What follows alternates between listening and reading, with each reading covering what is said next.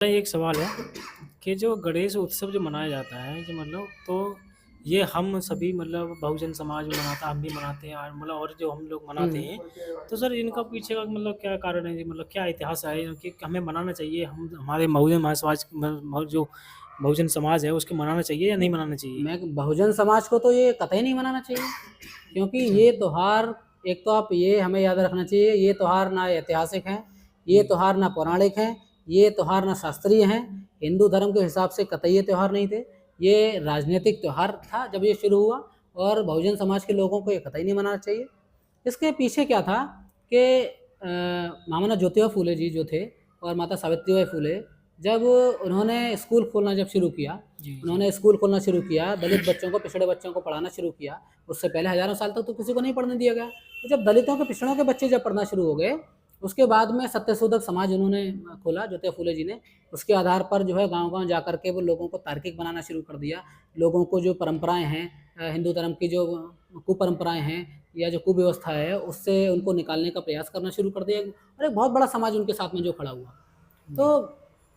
उस समय महाराष्ट्र की राजनीति में एक नाम था बाल गंगाधर तिलक और चित्पावन ब्राह्मण ये व्यक्ति था और ये घोर जातिवादी। इस व्यक्ति ने ये भी कहा था कि तेली तंबोली और ये कुम्हार चमार जा कर के क्या संसद में हल चलाएँगे, इस तरीके का स्टेटमेंट भी दिया था। तो अब ज्योतिबा फुले का जो मूवमेंट चल रहा है उस मूवमेंट को किसी भी तरीके से रोकने के लिए अब साजिशें करनी शुरू कर दी। शासन अंग्रेज़ों का चल रहा था, तो खुल कर के उनका विरोध करना भी आसान नहीं था। तो मेरा और फिर बाल गंगाधर तिलक ने एक तरीका निकाला कि अब ज्योतिबा फुले सबको तार्किक बना रहे हैं, सबको स्कूल कॉलेज तक भेजना चाह रहे हैं, जी। सबको वैज्ञानिक विकास की तरफ ला रहे हैं, वैज्ञानिक सोच की तरफ ला रहे हैं। अब इनको चाहिए, लोग पाखंडी भी चाहिए, लोग धूर्त किस्म के भी चाहिए। अब ऐसा समाज बनाने की कोशिश करने के लिए उसने इस जो है त्योहार को, गणेश चतुर्थी को जो है 1893 में लेकर के आया। 1893 में क्या किया, जो है महाराष्ट्र में एक जगह पर, मुंबई में जो है स्थापित किया मूर्ति को।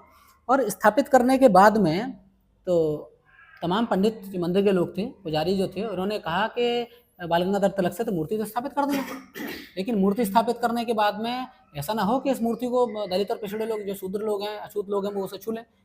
तो उन्होंने कहा कि इसके लिए क्या करना चाहिए, तो जहाँ मूर्ति रखी हुई थी उसके चारों तरफ रस्सी बांध दी गई, यानी कि एक घेरा जो टाइप हाँ, का जैसे बना जो दिया। घेरा टाइप का बना दिया। जी। और उस घेरे के अंदर पंडित लोग रहेंगे, पूजा वूजा करेंगे और बाकी बाहर से किसी को गुलाल उड़ाना है और गणपति बप्पा मोरया करना है, तो दलित और पिछले समाज के, जो अछूत और शूद्र समाज के लोग थे, वो उस रस्सी के बाहर रहेंगे।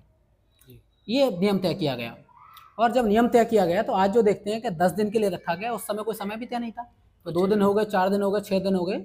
उसके बाद में ब्राह्मण समाज के जो पुजारी थे और उन लोगों ने कहा कि इसको कब तक हम रखेंगे? अब उन्होंने कहा कि मूर्ति तो यहाँ लगा दी है, अब ये मूर्ति का होगा क्या? मुख्य जो प्रश्न था वो ये था कि मूर्तियों का होगा क्या? अब इस मूर्ति का करेंगे क्या? हुँ। तो उन्होंने कहा कि इस मूर्ति को या तो किसी मंदिर में स्थापित कर दें या किसी पुजारी या पंडित के घर पे स्थापित कर देंगे।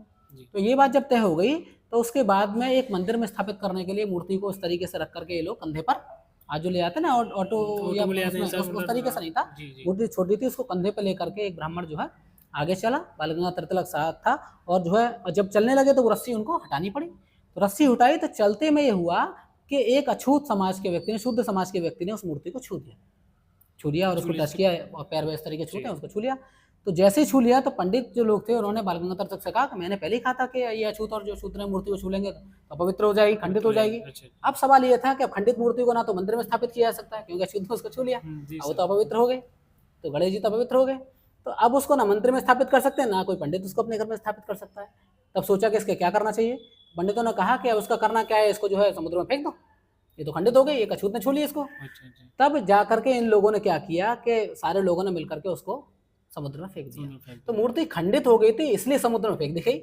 आज उसी को इन लोगों ने परंपरा बना करके और दलित और जो पिछड़े समाज के लोग हैं उनके सर पे थोप दिया है। और वो ये समझते हैं कि 10 दिन मूर्ति को बिठाना और उसके बाद में फेंक देना। दरअसल वो खंडित हो गई थी। जिन लोगों को उस समय मूर्ति छूने पर मूर्ति को फेंकना पड़ गया, इन लोगों को आज वही आज वही लोग लोग सर अपने मतलब सर पर हाँ, मूर्ति सर को पर लेकर रखे के हैं और उसकी पूजा कर रहे हैं, उसको फेंक रहे फेंक रहे हैं। हैं। असल ये बिल्कुल मूवमेंट सर। बहुजन समाज, दलित समाज के लोगों को कभी ये जो है जयंती नहीं मनानी चाहिए, उनके हक और अधिकारों को छीनने के लिए जो है शुरू किया गया था। जी। और आप देखें, आप घूम करके देख लिए उत्तर भारत में, ये असल 10-15 साल से उत्तर भारत में त्योहार आया, उससे पहले सिर्फ हाँ महाराष्ट्र सर में जी, ही था। अभी जल्दी में एक देखा, बात उससे और पहले नहीं थे। जी। समझें आप जी। कि बाल गंगाधर तिलक ने 2 जयंतियाँ शुरू की। अच्छा। इस बात को समझें, 2 जयंतियाँ शुरू की, एक गणेश चतुर्थी, एक शिवाजी उत्सव भी शुरू किया था। अच्छा, अच्छा। हाँ, मराठा जो समाज था, मराठा समाज को लामबंद करने के लिए उसने शिवाजी उत्सव शुरू किया। अब जब शिवाजी उत्सव शुरू किया तो धीरे-धीरे करके मराठा समाज लामबंद होना शुरू हो गया। तो उसको ऐसा लगा कि अगर ये समाज आज तो हमारे पीछे लामबंद है, कल अगर ऐसा हुआ कि गणेश उत्सव के नाम पर पूरा महाराष्ट्र अगर लामबंद हो गया मराठों के पीछे, तो ये तो सरकार चला लेंगे, बहुत सारी चीज़ें चला लेंगे, हमको बाहर फेंक देंगे। तो उस उत्सव को महाराष्ट्र से बाहर नहीं जाने दिया इन लोगों ने। और इस उत्सव को उत्तर भारत तक और पूरे भारत तक लेकर पूरे गए, भारत में चल रहा है क्योंकि सर? इस उत्सव से इनका लाभ है, दलित पिछड़े मानसिक रूप से गुलाम बनेंगे, इन्हीं की कुव्यवस्था जो इनके हक अधिकारों को छीनने के लिए लाई गई थी उसको ढोएंगे भी, 10 दिन वहाँ पे बैठेंगे भी और अपने पैसे भी खर्च करेंगे। उसके बाद में जो है छोटा हाथी या इस तरीके का कोई करके और दान करेंगे। बाजे बाजे के साथ में उसको फेंक करके भी जो है आएंगे, हजारों रुपए अपने खर्च करेंगे, 10-12 दिन का अपना समय खराब करेंगे। यही वो चाहते थे कि अगर सीधे तौर पर गुलाम ना रहें तो इस तरीके से मानसिक गुलाम उनको बनाए रखा जाना चाहिए।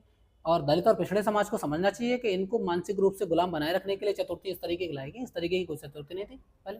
तो सर ये समाज के लिए ये कभी नहीं आता अपने दिमाग में, इसके समझ में नहीं आता मतलब कभी कि हमारी ये कोई मतलब हमारा कोई जो उत्सव ही नहीं है, क्यों हम क्यों मनाना जो चाहिए? परंपराएं या होती उसी हैं, का पीछे इतिहास है उसे जानना चाहिए पहले, उस इतिहास के लिए जानना मैंने चाहिए। अभी कहा था कुछ देर पहले कि बाबा साहब ने कहा they can not make history who forget history. हमें इतिहास को जानना बहुत ज़रूरी है। अगर हमें वर्तमान को सही करना है और आगे भविष्य को सही करना है तो हमें इतिहास को जानना बहुत ज़रूरी है। अब इतिहास में बहुत सारी चीज़ें ऐसी हैं जिसको धीरे-धीरे करके परंपराओं के तौर पर इन लोगों ने आगे बढ़ाया। आगे जब बढ़ा दिया परंपराओं के तौर पर और दलित समाज, पिछड़े समाज के लोगों के हाथ में इन लोगों ने उस चीज़ को दे दिया। तो और अब पिछड़े समाज, दलित समाज के पास में उस परंपराओं को पीछे जा कर के जानने का कोई इतिहास उनके पास था नहीं, बाबा साहब से पहले। फिर बाबा साहब ने उस सारे इतिहास को लिखा। अब ये उस इतिहास को पढ़ नहीं पा रहा है या उसकी पहुँच तक ये इतिहास मुझे लगता है नहीं है। या सामाजिक जागरूकता का जो अभियान चलता है वो कहीं न कहीं रुक गया है। इसीलिए इस सही इतिहास तक वो नहीं पहुँच पा रहा है। तो मैं कहता हूँ कि लकीर का फ़कीर बना हुआ है, जो चीज़ उसको पकड़ा दी है उसको पीढ़ी दर पीढ़ी उसको मानता आ रहा है। और दूसरी बात ये भी है कि हज़ारों साल से जो लोग गुलाम बनाए गए, मानसिक गुलाम बनाए गए और हज़ारों साल की मानसिक जो गुलामी है मुझे लगता है कि 1-2 पीढ़ी पर, 2-4 पीढ़ी पर नहीं जाएगी, समय लगेगा। लेकिन एक दिन ये ज़रूर होगा कि मानसिक गुलामी पूरी तरह से खत्म होगी और पूरा समाज वैज्ञानिक सोच का समाज जो है बहुजन समाज बन कर के तैयार होगा। अच्छा सर एक एक सवाल और है, जैसे कि जो कहते हैं जैसे हमारे ये जो गणेश जी हैं, गणेश जी जो मतलब हैं, उनकी जो यात्रा के लिए चूहा की सवारी जो बताई है सर, हुँ। इसके लिए क्या कौन-सा मतलब 100 ग्राम नहीं, का चूहा मैंने और कहा इतना बड़ा हाँ, कैसे हो सकता है सर, इनकी सवारी कैसे कर सकता ये है? तो मैंने कहा ये वैज्ञानिक तर्क के एकदम खिलाफ है। ये चीज़ें वैज्ञानिक तर्क के एकदम खिलाफ हैं। इसीलिए आप देखें कि धर्म कभी भी वैज्ञानिक विचार को आगे बढ़ाने की इजाज़त नहीं देता। जी सर। क्योंकि उसे मालूम है कि वैज्ञानिक विचार आगे बढ़ा तो धर्म तो टूट करके बिखर जाएगा। क्यों? धर्म में पाखंड है, धर्म में धूर्तपन है, धर्म में अंधविश्वास है, धर्म में कुरीतियाँ हैं और जैसे ही विज्ञान से ये लोग जब भी टकराती हैं ये बिखर जाते हैं। विज्ञान तो सवाल करता है ना, विज्ञान तर्क करता है और तर्कों के जवाब, सवालों के जवाब धर्म के पास है नहीं। तो जब वो नहीं होता तो वो टूट करके बिखर जाता है। इसीलिए कभी वैज्ञानिक विकास को जो राज्य धर्म को ज़्यादा आगे लेकर के चलते हैं या जो व्यक्ति धर्म को ज़्यादा आगे लेकर चलता है, वैज्ञानिक विकास पिछड़ता है।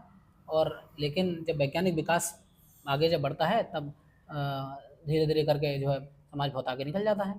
तो आपने कहा इसमें कोई कतई कंसेप्ट नहीं और मैं कहूँ चूहे की सवारी पे आप जा रहे हैं, आप किसी व्यक्ति के सर पे हाथी का सर कैसे फिट हो सकता है? आप सोचिए। तो सोचने वाली ये बात सब है। कथा कल्पना है जिनको टीवी के माध्यम से, अखबार के माध्यम से, रेडियो के माध्यम से, चलचित्रों के माध्यम से, है ना, किताबों के माध्यम से लगातार पिछले 100 सवा 100 साल से इन लोगों ने जो है समाज में डालना शुरू किया। तो समाज की छवि उस तरीके की बन गई है। समाज के दिमाग में इनकी छवि इस तरीके की बन गई है कि लोग उसको जो है धीरे-धीरे करके मानते हैं। लेकिन मैंने कहा जैसे ही वैज्ञानिक विकास शुरू होगा और धर्म ये जो पाखंडवाद है इसकी धज्जियाँ उड़ जाएँगी।